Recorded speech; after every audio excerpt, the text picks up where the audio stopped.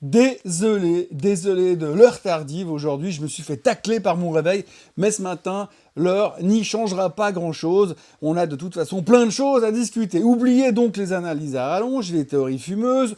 Aujourd'hui, on va faire très simple. Il n'y a qu'un seul patron sur le marché et il coule dans les pipelines, le pétrole. Le reste, c'est de la littérature, de l'opportunisme de bas étage et du bruit de fond. Pendant que vous preniez votre café, les Iraniens ont décidé de passer à la vitesse supérieure et ils mènent une guerre qui ne pose pas seulement problème aux Américains, elle est en train de saboter l'ordre mondial. Et surtout, elle fait grimper le baril au moment précis où Donald Trump avait promis monts et merveilles à son peuple. Le président américain est en train d'encaisser les uppercuts de tous les côtés. Si ce conflit ne s'arrête pas et vite, le Make America Great Again va sérieusement commencer à sentir le roussi. Bienvenue dans ce Morning Bull Live, je suis Thomas Veillet et nous sommes le 6 mars 2026.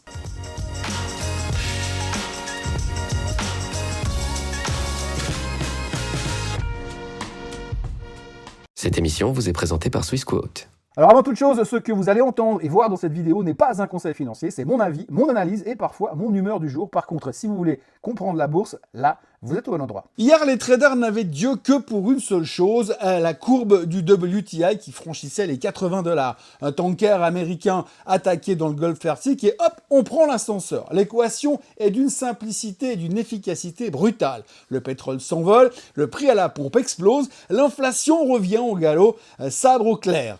En Europe, la consommation est déjà tellement anémique qu'on ne verra peut-être pas la différence, mais aux États-Unis, là-bas, le consommateur, c'est le moteur. Et là, le moteur, il est en train de s'étouffer bruyamment. Alors oui, bien sûr, on a bien essayé de se distraire avec l'intelligence artificielle. On a Anthropic qui joue les vierges effarouchées face au Pentagone, OpenAI qui s'engouffre dans la brèche avec le cynisme d'un requin blanc, et Marvel qui sort des chiffres stratosphériques. C'est génial, c'est sexy, mais soyons francs, à la fin de la journée, tout le monde s'en fout, le pétrole est revenu au centre de l'échiquier et c'est la peur numéro 1. Les experts ont ressorti leur vieux tableur Excel et leur bouquin d'économie poussiéreux.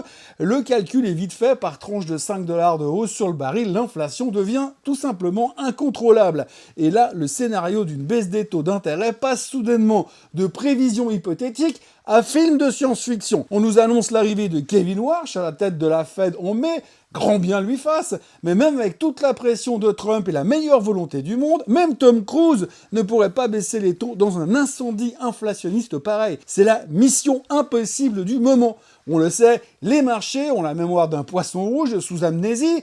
Ce qui était l'angoisse absolue d'hier sera peut-être oublié demain, mais attention, si le WTI s'installe durablement au-dessus des 80 $, la psychologie va basculer. On ne peut pas effacer d'un revers de manche que les taux bas étaient le carburant unique de notre rallye boursier depuis 3 ans. Sans notre dose habituelle de baisse des taux hypothétiques, comment justifier la valorisation des marchés? Le nerf de cette guerre aujourd'hui, c'est clairement la durée. Et pour l'instant, c'est l'enlisement total. Macron et Trump nous ont promis des escortes militaires dans le détroit d'Ormuz, super, sauf que depuis 48 heures, il ne se passe rien, nada, du blabla de conférences de presse, alors qu'on attend des actes. Et si j'en crois ce que j'entends de la part des professionnels de la marine qui viennent en direct sur BFM, escorter des tankers dans le détroit d'Ormuz, c'est pas aussi simple que ça. La panique d'un choc pétrolier pointe donc son nez et l'hypocrisie atteint des sommets. Tenez-vous bien, les USA viennent d'autoriser l'Inde à acheter du pétrole russe pendant 30 jours. On est passé du concept de la girouette à celui du ventilateur industriel. Les mêmes Américains qui taxaient l'Inde à 25% pour ses deals avec Moscou retournent leur veste avec une agilité de gymnaste olympique. Moralité, tant que le détroit d'Ormuz est bloqué, on s'assoit sur ses convictions et on prie le dieu pétrole. Si Trump ne trouve pas une solution illico, il est en train de marquer le plus gros autogol économique de l'histoire. Bon, là, on va faire une petite pause 2 minutes. Non, parce qu'on parle beaucoup d'inflation, de taux d'intérêt, de la Fed, de Powell qui part à la retraite, de Warsh qui arrive, de Trump qui joue à la bataille navale et aux échecs avec l'Iran. Mais pendant ce temps-là, il y a un endroit sur la planète qui peut donc faire exploser toute l'économie mondiale en un week-end. Un endroit ridiculement petit, un passage maritime d'à peine 50 km de large, et par ce petit couloir passe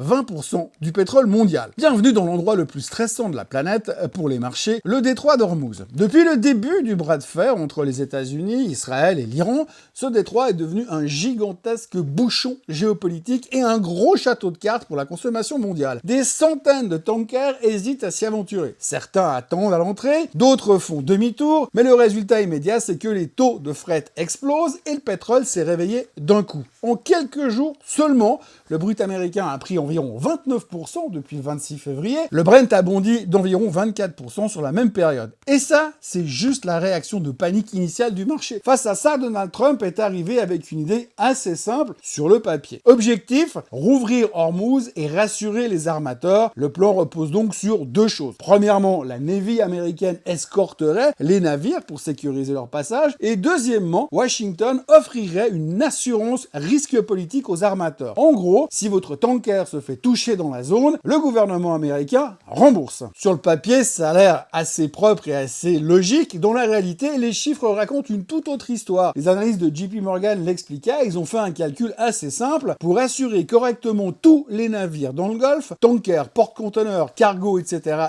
il faudrait environ 352 milliards de dollars de couverture. Le problème, c'est que l'agence américaine censée fournir cette garantie dispose d'un plafond d'environ 205 milliards. Autrement dit, même en vidant totalement le tiroir caisse, il manque quand même encore près de 150 milliards pour mettre au pot. Le matelas est simplement trop court pour un risque aussi gigantesque. Et même si l'argent était là, le casse-tête ne fait que commencer. Parce qu'il faudrait définir les garanties, les primes, les zones couvertes, les responsabilités, et surtout, comment tout ça fonctionne avec les sanctions contre l'Iran. Bref, une espèce d'usine administrative et juridique qui prend normalement des mois. Le problème, c'est que le marché pétrolier, lui, il fonctionne à l'échelle des jours. Et pendant que Washington discute paperasse et assurance, le temps passe.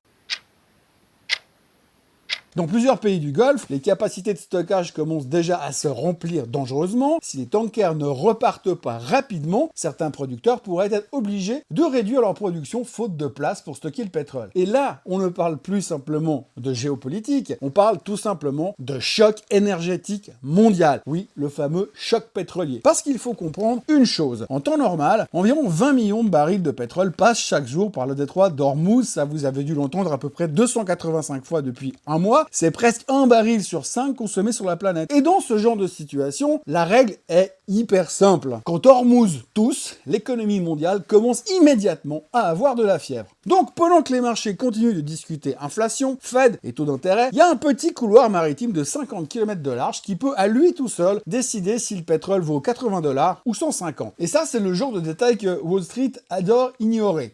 Jusqu'au jour où il devient le seul sujet qui compte. Et là, depuis quelques heures, avec le baril qui s'envole à 85-86 $ sur WTI, ça commence à piquer. Vous l'avez donc compris, on est en mode obsession baril. On guette donc l'inflation, on pleure nos baisses de taux, mais au milieu de ce nuage de poussière et de bombardement, une vieille angoisse refait surface aussi, le private credit. On commence donc à fouiller dans ces structures opaques pour voir si par hasard on n'aurait pas prêté des milliards à n'importe qui, n'importe comment. Ce serait dommage que ce château de cartes nous pète aussi à la figure au moment même où on essaye de gérer le choc pétrolier. Comme si on n'avait pas assez de problèmes, il faut maintenant vérifier si la cave n'est pas inondée pendant que le toit est en train de cramer. Alors, on n'en parle pas beaucoup, mais en dehors de la guerre en Iran, on commence à parler beaucoup du private credit. Et pendant ce temps, Donald Trump essaye de gérer sa guerre à l'autre bout du monde. Mais chez lui, ses opposants ne lui laissent aucun répit.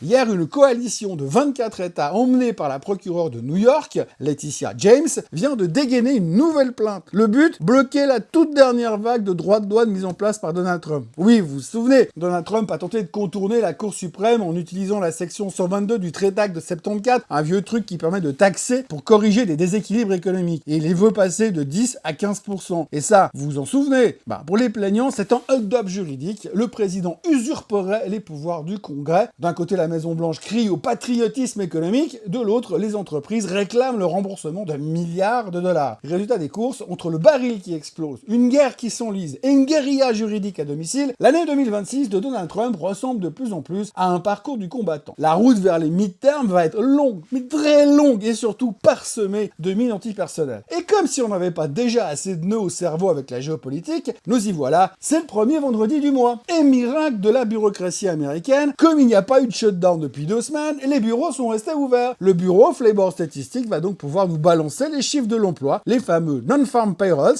parce qu'apparemment, gérer une guerre imminente et un baril de pétrole en orbite, c'était trop calme. C'est trop calme. calme. On s'est donc dit qu'une petite louche de macroéconomie pure et dure, J'aime pas trop beaucoup ça. ça mettrait un petit peu d'ambiance avant le week-end, histoire de bien terminer et de bien nous achever. Je préfère quand c'est un peu trop plus moins calme. Les experts attendent 65 000 créations d'emplois, autant vous dire que dans le contexte actuel, c'est un peu comme essayer de prévoir la météo au milieu d'un ouragan. Je ne sais pas vous, mais de mon côté, je me réjouis comme un gamin de voir combien de kilomètres ils vont se gourer cette fois sur les chiffres de l'emploi. Entre les révisions des mois précédents et les erreurs de calcul habituelles, on est prêt pour le grand cirque du vendredi après-midi. Sortez donc le popcorn, ou plutôt surveillez le baril, parce qu'au final, peu importe le nombre de jobs créés, si on n'a plus d'essence pour aller bosser, ça va pas changer grand-chose à l'équation. Voilà, encore une fois, désolé pour l'heure tardive de cette vidéo. N'oubliez pas quand même de vous abonner à la chaîne Swissquote en français, de liker cette vidéo, de la partager, de la commenter, et puis alors activez la cloche pour ne rien rater de la suite, et surtout pas du Swiss Bliss qui arrive demain. Excellente journée à tous et excellent week-end également. Reposez-vous parce que ma boule de cristal me dit que lundi, il y aura un paquet de choses à dire. Allez, bye bye. Ce contenu est informatif et éducatif destiné aux personnes connaissant les marchés financiers. Il ne constitue pas un conseil en investissement, juridique ou fiscal. Le trading et l'investissement comportent des risques, notamment la perte de capital. Les CFD et actifs numériques sont volatiles et ne conviennent pas à tous. Swissquote décline toute responsabilité quant à l'exactitude du contenu ou aux pertes liées à son usage. Produits et services disponibles selon la législation en vigueur.